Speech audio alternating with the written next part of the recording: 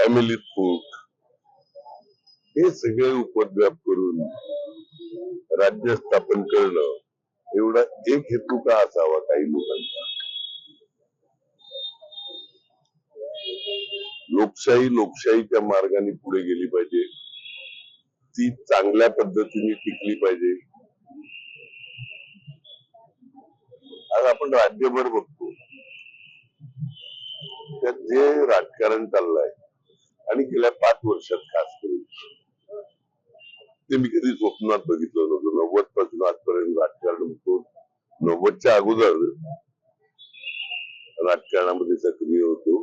90 पासून प्रत्यक्ष आमदार म्हणून लोकशाहीचा अभ्यास करतोय.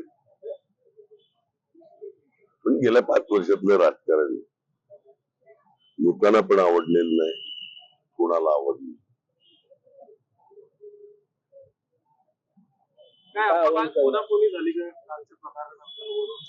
माझे सगळ्याच पक्षातल्या नेत्यांची संबंध चांगले आहेत. कोणाकुणी होणं, अमुक होणं, तमुक होणं हे चालूच असते. काल देखील आपल्याकडे आपल्या कार्यकर्त्यांनी गुजरात पासिंगच्या गाड्या अडवल्या हायवेला. गुजरात पासिंगच्या गाड्या आहेत. 48 तास अगोदर बाहेरच्या नेत्यांनी मतदारसंघ सोडायचे आहेत. कुठे काय घेतलं तारतम्य राहिलं?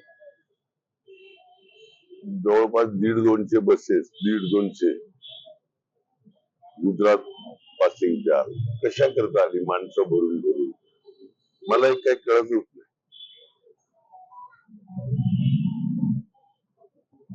आव्हान काय कराल? काय नाही, आम्ही योग्य असू. आम्ही आयुष्यभर निवडून आलेल्या दिवसाबरोबर जर तुमच्या बरोबर असू तर तुमच्या मतावर आमचा अधिकार आहे.